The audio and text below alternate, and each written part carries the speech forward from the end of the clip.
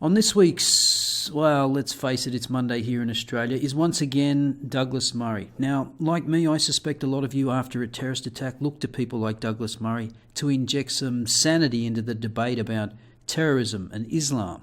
And I'm sure in the coming days, Douglas will appear on TV and radio being asked the same questions, and he'll be giving roughly the same clear-eyed answers he always gives. But at this point, what is there left to say? It's all been said. As Murray noted in the past, Islam is the slowest kid in the class, and we're being forced by the inaction of government to move at the pace of the slowest kid in the class. So rather than give you Murray's take on the latest incident, let's rewind almost 2 years ago to a talk Murray gave in Copenhagen as part of a conference called The Danish Muhammad Cartoon Crisis in Retrospect, because the same things Murray said on that occasion are still as relevant today, precisely because of the inertia of governments to act. I wanted to talk in this short time I have to you and with you about a question of what have we learned. It's very tempting to say we've learned absolutely nothing in the last 10 years. I just came from London, and just before I left, went to see an exhibition in London which is finishing tomorrow.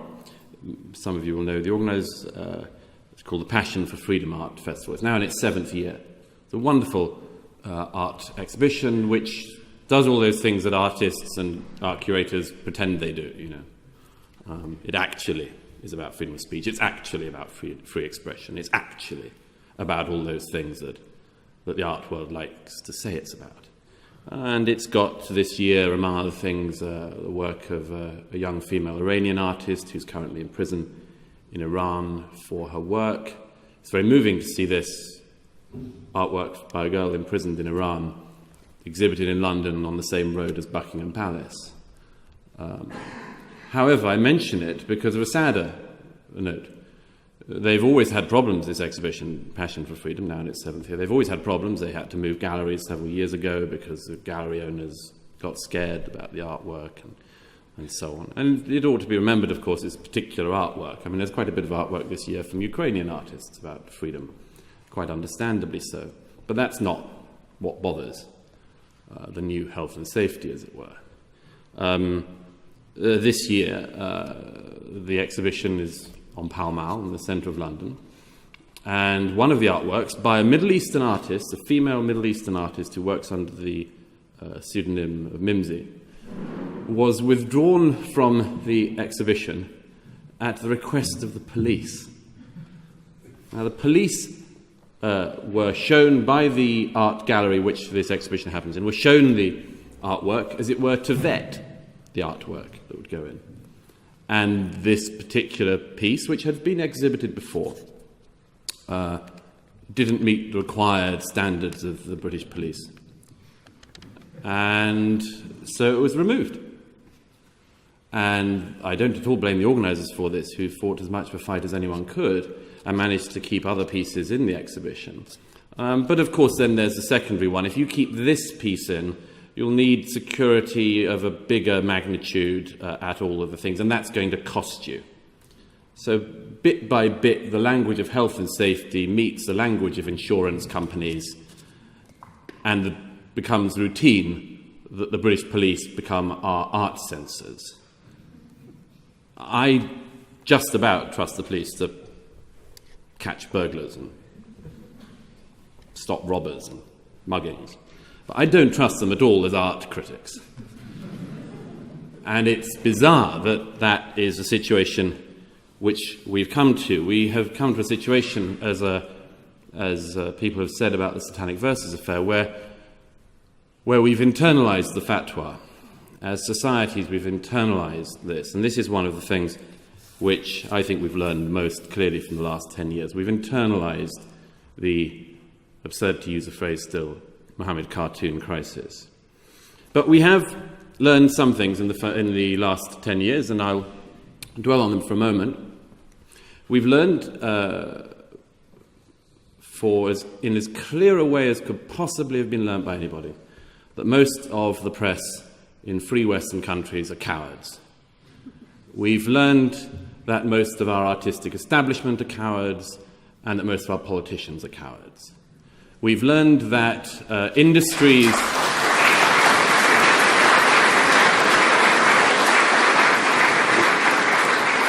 We've learned that industries that spend much of their year in awards ceremonies patting themselves and each other on the back for their bravery stop when an actual act of bravery may be required. We have watched as an entire liberal class of artists and writers and thinkers stop just at the point where bravery is needed. We've learned once again, for the first time in some centuries in Europe, about blasphemy. Again, if 20 years ago you'd have said the early years of the 21st century in Europe will be dominated by a discussion of blasphemy, people would have said, what? You don't mean repeal of blasphemy laws. You mean, no, actually the discussion about blasphemy. Probably the next thing people would have said was, when did the Spanish Inquisition get back into Europe? How did that happen? No, this is a different type of blasphemy we're talking about. Nobody would have believed you. They'd have thought all of your critical faculties were off, all your prediction mechanisms had gone awry. But that's what the 21st century, not just in Europe, but in a lot of Western countries, is dominated by. Often it's a subterranean conversation. Often it goes above that level. Canada, once again, is debating more blasphemy laws. Mark Stein knows this better than anybody by personal experience, but just recently there is another attempt to impose effectively blasphemy laws in Canada. Of course, it's said that this will only have tried to scoop up the most extreme speech and so on, but no. Already the self-appointed censors in Canada are saying that they're looking forward to prosecuting people who engage in so-called hate speech about Islam. The problem they're going to keep on coming across is the problem of facts. It's going to be deeply disturbing for them, but it'll keep on going. I put it to you, what happens in Canada when the new blasphemy laws are in, even stricter blasphemy laws? What happens when the Canadian Parliament in Ottawa is attacked again by Islamic fundamentalists, as it was last year? What happens? What can the free press say about that? What can they say about the motivations of the attacker? Wouldn't it be better if, in the end, the Canadian judiciary and political system could make sure that no press are able to report an attack on the Canadian Parliament because it's not news? Wouldn't it be easier? They now talk about $10,000 fines on people who transgress the new blasphemy laws. Wouldn't it be easier just to have a direct debit system from the bank accounts of every journalist in case they say something about an attack on the Canadian Parliament that an Islamic terrorist has just carried out?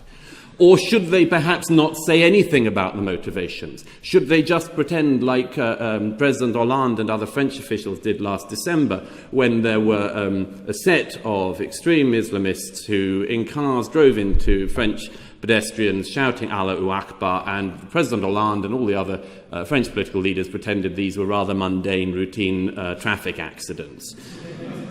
Will it be easier just to pretend these things away? Well, we've learned some other things in the last 10 years. 5 years ago, almost precisely, we learned from Angela Merkel that multiculturalism had failed. 4 years ago, we learned the same thing from President Sarkozy and from Prime Minister Cameron. It's not clear exactly what they meant by that. In fact, as was alluded to earlier, it becomes curiouser and curiouser. It's very strange looking back. What did they mean by that? If multiculturalism was integration, among other things, which was one of the things that Angela Merkel seemed exercised by, why would multiculturalism have failed when migration was at a relatively low point, but it would be just fine when migration was at a higher point than it's ever been in our history? Why would integration not work when migration is relatively low, but we'll have to keep quiet when it's a lot higher?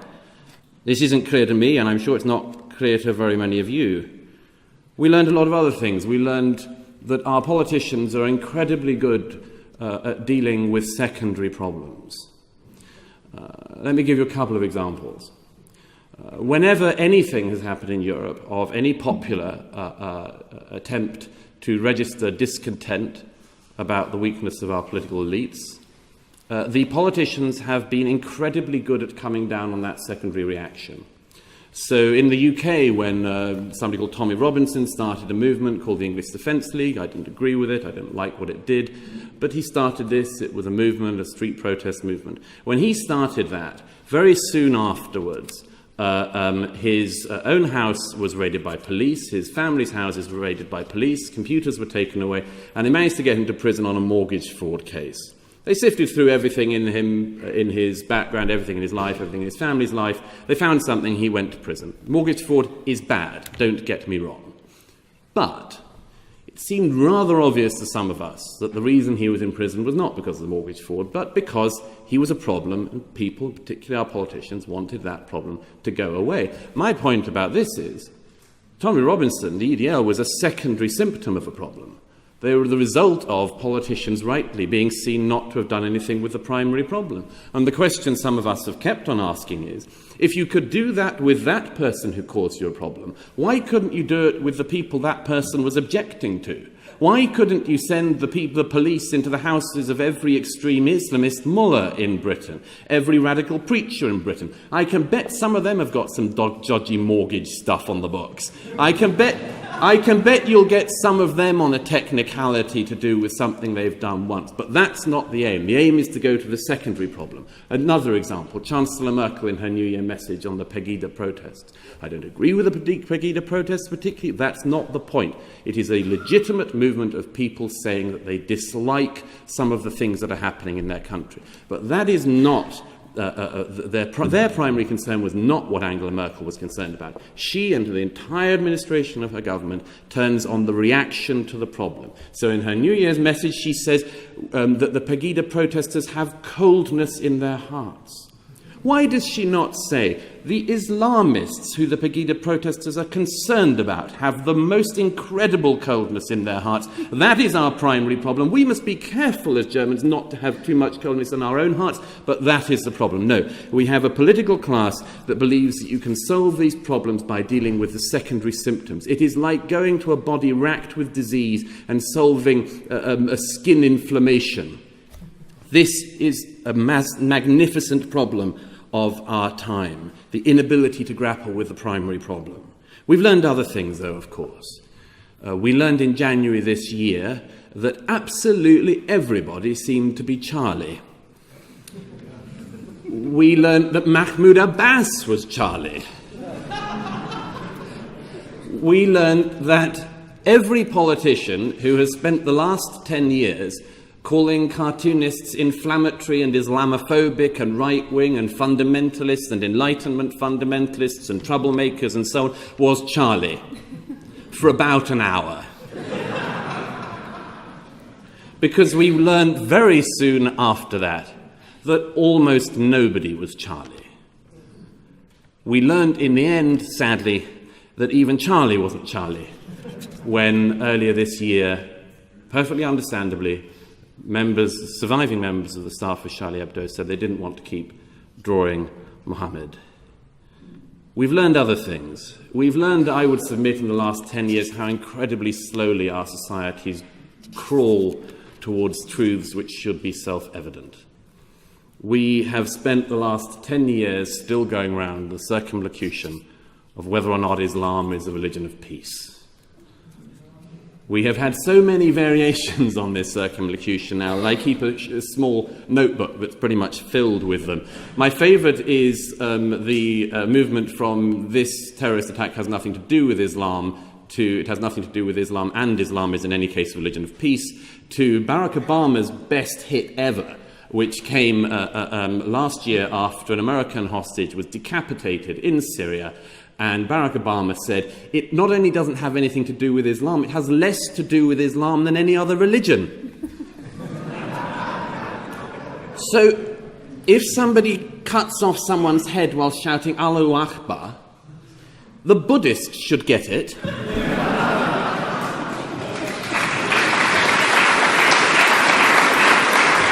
long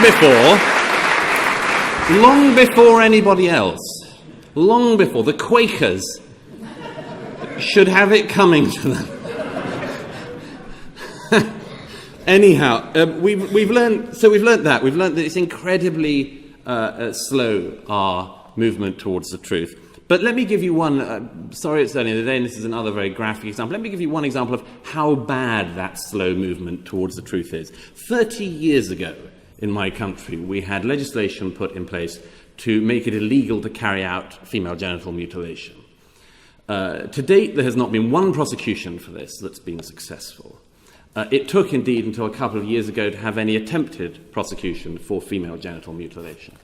There have been, as I say, this has been on the statute books for 30 years, and tens of thousands of British girls have been mutilated in this way. Now, I remember 14 years ago or so when Ayaan Hirsi Ali started speaking about this in Holland and others started speaking about it in Scandinavia and elsewhere. I remember about 10 years ago I published a report on FGM in the UK. Throughout most of this time, this was still a culturally sensitive, as they say, subject to talk about.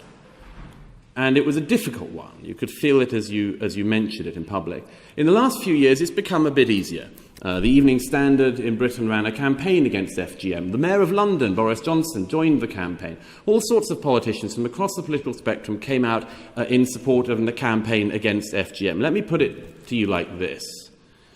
If you were to select a subject which should be the easiest subject in the world to get total political and popular support for, does anything get easier than saying we are against the mutilation of young girls' genitals with knives? I can't think of anything. That should be as easy as it gets. It should be a home run. And it's taken 30 years to even get it to being a legitimate political conversation, and one which has still had no practical repercussions. That, I would suggest, is a sign that if we are learning, we're really slow learners. Now, I would say, as I come to wrapping up, it doesn't have to be like this, and it never did have to be like this. There are always signs, there are always occasional flickers and glimmers of hope. I thought that your Prime Minister, Rasmussen, gave us one such glimmer early on in the cartoon crisis, when a delegation of alleged community leaders said they wanted to see him about it. And he said, of my understanding, he said that he wouldn't see them because they would have to learn that in Denmark was a free society with a government that was separate from the free press, and these things were separate, and that the sooner these people learned that, the better. We could have done that. We could have done a lot more of that. We could have had a lot less kowtowing. We could have had a lot more basic standing up for our own principles. But by and large, we failed. If I may, I would say that there is an important aspect to the British tradition of free speech in this regard, and it's the one I know most about, so you'll pardon me if I'm not mentioning Danish philosophers for the moment. But the British principle of freedom of speech was always, it's not a right, it's not something you are born with and it comes from nowhere. It's a necessity. And it's a necessity to keep a society free. Because the reason why free speech in the British tradition came about, through Milton, Mill and others, was that you had to hear dissident voices, you had to hear contrary opinions, because only if you could hear those opinions and allowed yourself to hear them and to read them and to see them and to view them, could you first of all work out if you yourself were in error. If you were in error, it would strengthen the truth which you held by hearing a contrary opinion. But also, it was possible, and it remains possible today, that contrary opinion, that minority opinion against the overwhelming consensus of your time, might turn out to be right. And if it does turn out to be right, you should not disable yourself from being able to hear it, from being able to read it, from being able to see it. That's why freedom of speech matters. It's because it's the only way we have to avoid error. And that is why what has happened in the last 10 years, and the intimidation and the attempt to shut debate down by people who come in through the front door with Kalashnikovs, and cowardly, cringing officials and others who come through the back door with legislation and so on, are so much part of this problem. Because we need to hear this contrary opinion, because it may just be the case, and I submit to you that it is, that what has been seen to be the contrary opinion in recent years was the opinion that was right, which is that there is a problem, and something about which we should be concerned, and which is going on in our society, and that we would like to stop it. Now, in wrapping up, I would just say this. It seems to me that the thing I've certainly learned most in the last 10 years is this. Freedom never was a very popular idea. It's serious. If you look back in history, at almost any phase, not just the mid-20th century, which is all anyone seems to know about these days, but almost any period in history, most people weren't bothered particularly about freedom. They wanted security, and they wanted safety, and they wanted a comfortable and an easy life, and they wanted to be cosy. Freedom of speech was only ever defended by a few people, just as freedom in general was only ever defended by a few people. But maybe it only ever needed a few people. One of the proudest things of my life in recent years has been coming to Denmark, making some very good friends here, of getting to know Lars, Flemming, Hella, and a whole set of other people who are among the few people. There are some in America, some in Canada, one or two in Britain, a few on the continent. But I would say, in wrapping up, that one of the things I think you could be proudest of is that when the history of this era is written, and it will be written, and I'm more optimistic than Henrik, that when it does come to be written, the name of Denmark will be able to be talked about with enormous pride. Thank you.